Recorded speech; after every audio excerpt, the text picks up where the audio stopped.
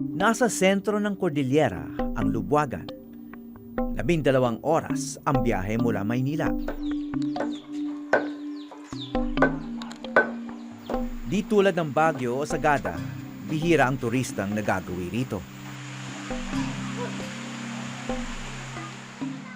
Kaya labas ng Lubuagan, kaunti rin lang ang nakakaalam ng kanilang papel sa kasaysayan. Dito nagtago si Emilio Aguinaldo at ilan sa kanyang tropa. Nang mahigit 2 buwan noong hinahabol sila ng mga Amerikano, nahuli lang si Aguinaldo nung tumungo na sa Palanan, Isabela. Naging sentro rin ng edukasyon ng Lubuagan na magtayo ng mataas na paaralan ng mga banyagang misyonaryo. Ngunit minaliit ng mga unang misyonaryo ang kultura ng mga taga rito. Ugaling pagano raw. Mr.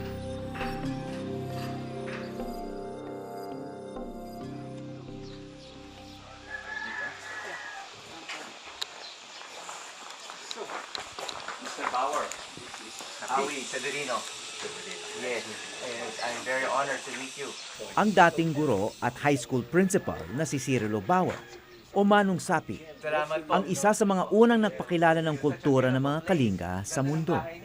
When I got married in the traditional way, and it is a de facto here around with my classmates and all my contemporaries that I was suspended in school for not being or married in the church. The church would not recognize, and there was too much prejudice on our culture that we are pagan, we are simplistic, and we are not educated, and so our culture was taken. And this is my auntie. This is my auntie. From Mabilong. From Mabilong, from here. Cupao. What year was this? Definitely, I cannot, when did the camera perhaps? I am sure it is from 1905 to 1910. Noong maliit pa si Sapi, malaya pang nasusuot ang sinauna nilang pananamit sa pang-araw-araw. Ngunit nagbago ang panahon. Ngayon, lumalabas lang ang mga tapis at bahag pag may okasyon. Bagamat ituturo na ang paglikha nito sa paaralan, maaring mangibabaw na siya bilang produkto lang sa kalakalan. Lalo na kung hindi ituturo ang mas malalim na kahulugan nito.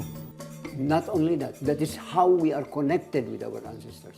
Because our colors and patterns is the indwelling of the spirit of our ancestors when we do these ceremonies.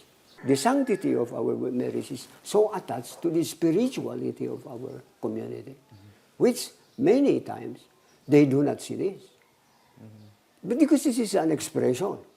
If I am going to dance, I am not going to get your babarong Tagalog. I will put my pilagpagin. You cannot separate the expression of our fabric with the expression of our traditional practices.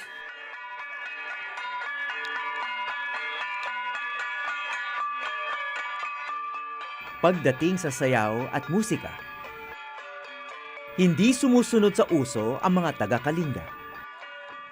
Ipinamamalas nila ito tuwing may okasyon, tulad ng pagsalubong sa mga dayo. Maging ang paghahabi ng kanilang damit, hindi rin gaano nagbago mula pa sa kanilang kanununuan. At hindi ito madali.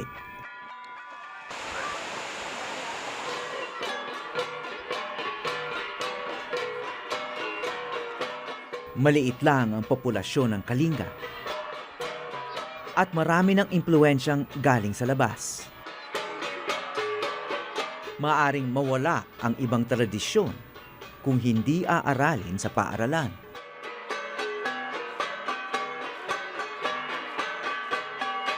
Sa katunayan, iisa lang ang taga-Kalinga na lubos na nakilala sa labas ng lalawigan. At kinilala pang isang bayani. Alam niyo, sa totoo lang, mga unang nababalitaan ko tungkol sa Kalinga, nung bata ako, college pa lang ako, may isang naging dakilang Kalinga warrior ang pangalan niya, o leader. Si Makliing Dulag? Na kwento na ba sa inyo? Si Makliing Dulag? Sino ditong nakakaalam ng pangalan na yun? Alam niyo ba yung pangalang Makliing Dulag? Hindi. Galing sa karatig bayan ng Tinglayan, si Makliing Dulag. Isa siya sa mga tumutol sa balak ng gobyerno magtayo ng malaking dam sa Chico River noong Administrasyong Marcos, hanggat siya ay pinaslang.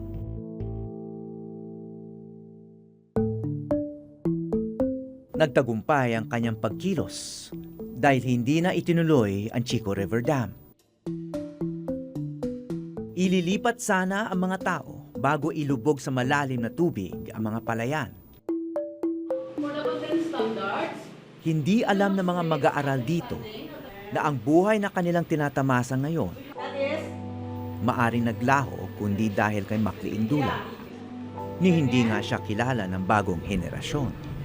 Do you think there's something that should be done to make sure that the new generation remember or know these kinds of Kalinga historical figures? Our life is a struggle after all. They should know how it is struggle.